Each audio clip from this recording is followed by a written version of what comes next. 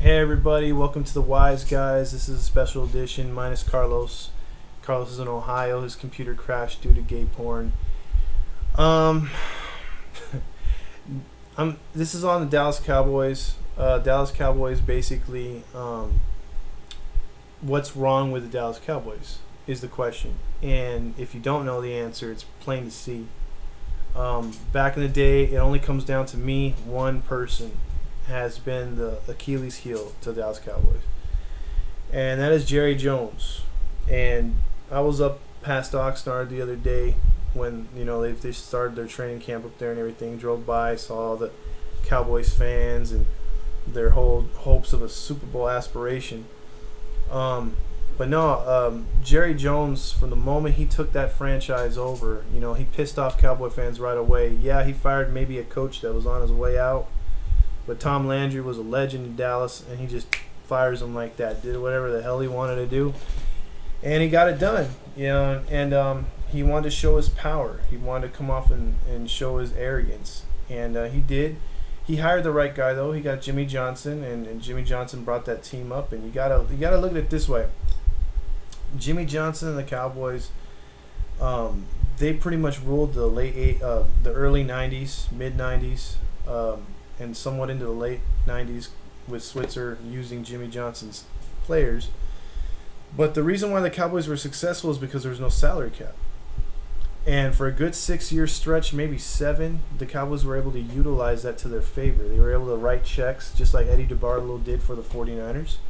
And they were able to just win, and that's all it came down to. The Cowboys and 49ers were just going back and forth, keeping their guys, their core together, plus adding other stars from other teams.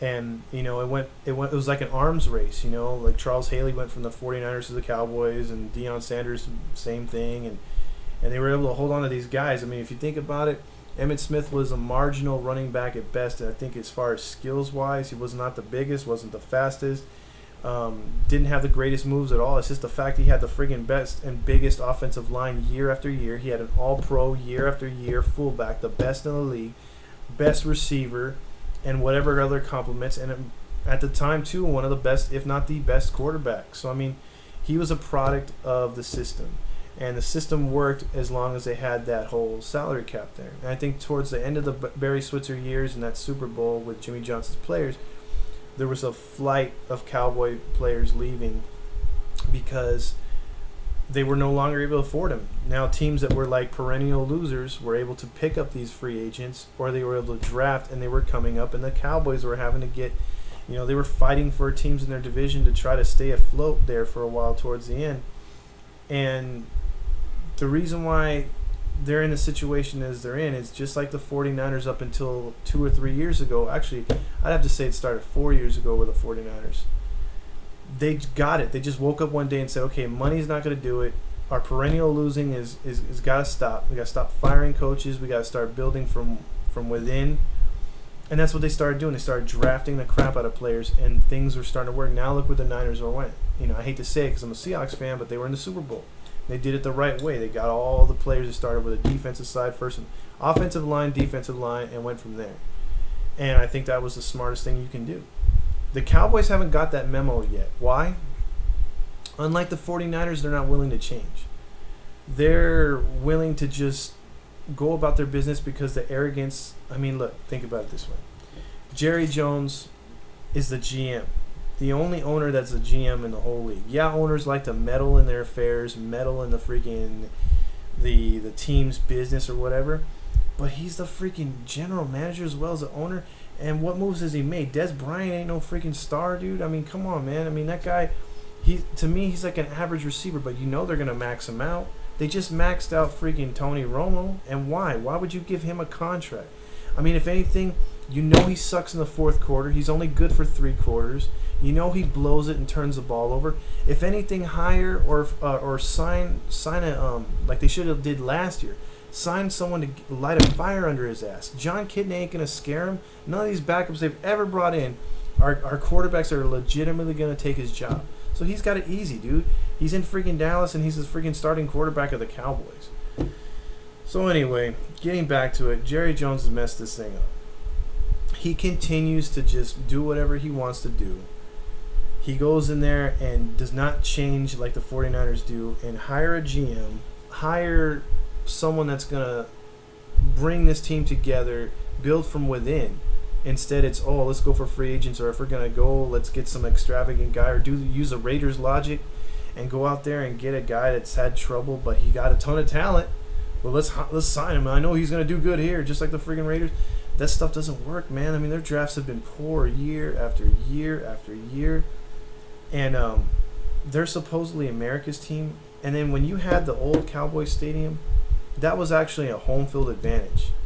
Now the fact that you build this big-ass Taj Mahal thing where it's like, so I think it's like 100,000 people you could fit in there, and it's more of a show than anything. That you mean more people watch the damn monitor than they do the damn game on the field. You don't get many sellouts, and it looks like in some games, like the lower section looks a little empty in spots. People, that's like Laker crowds, dude. They come late and leave early, or Dodger fans. You know what I mean? The Cowboys are turning into a joke. They've overpriced their real fans. That stadium's quiet, man. I watched a few of the Cowboy games because I'm an NFL fan, and I'm a Seahawks fan first.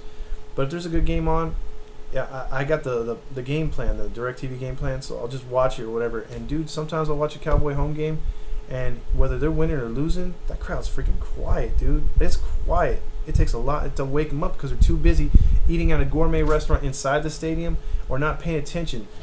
Look, Seattle is a great home field advantage. I'm not to throw the Seahawks in here, but you can throw the Packers in there.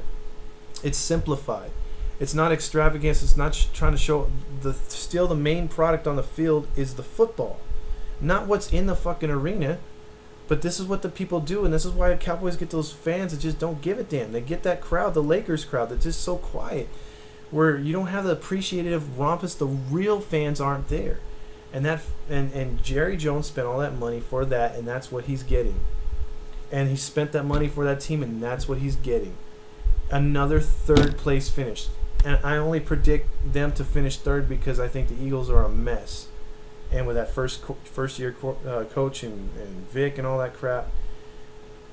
Other than that, dude, the Eagles would be in third place and the Cowboys would be in fourth. For a team that's supposedly America's team, I mean, if this is the best, if we had to say, okay, let's show you America's team, people would laugh at us. If there was other countries on NFL teams or whatever, I mean, the Cowboys are a joke. They're a joke. Tony Romo, the whole 9 yards, man, the whole thing is just a joke. And it's never going to get better, folks, until Jerry Jones steps down or hires a GM. Just like Al Davis, like maybe the Raiders can turn the corner, but that's a train wreck as well.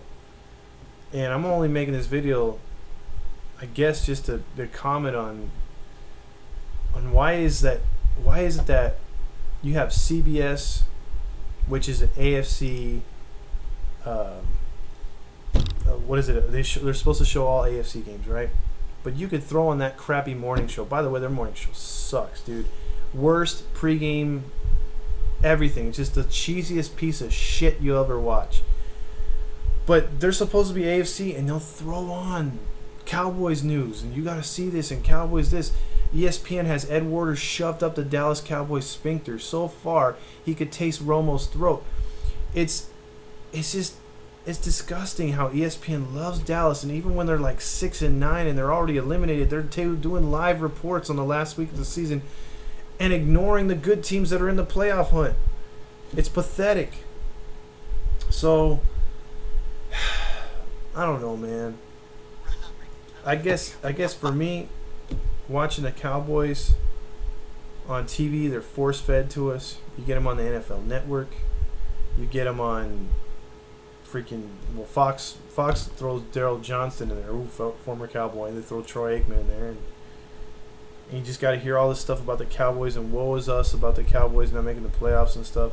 Look, it's never going to happen until they get a real quarterback. First off, he ain't no pro. He's just pumped up. You put that guy on any other team, and that dude's already a second string or third string already.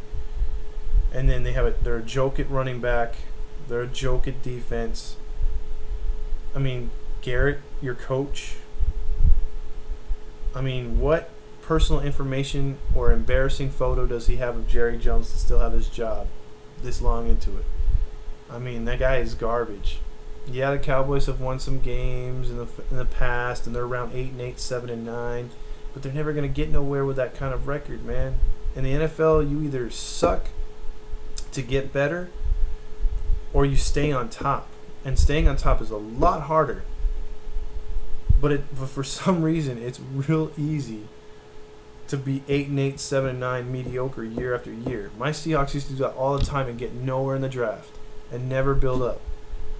It took them a couple years to suck, and look where they're at now. Oh, there's my phone. Look. Basically, Cowboy fans, if you're watching this, exactly. Get ready for another long freaking season. Because you guys are turning into the Raiders. Where the Raiders come off and they're like, oh, I can't wait for the season. They go 4-0 in the preseason. Everyone's like, yeah, Raiders, Raiders, Raiders. And then what happens? The season starts. Then by Thanksgiving, all the Raiders fans have, or even before that, all they have is dressing up for the games. When that's like the best they can do is dress up for a game. Hey, what's Mike wearing at the game today? Is he going as Darth Vader again? Raider Nation's pathetic, and Cowboys fans, you're headed there. Bring your cowboy hats, bring your like sticks with a horse's head on them, and try to gallop around and try to make funny signs and stuff. It's gonna be another long season, dude.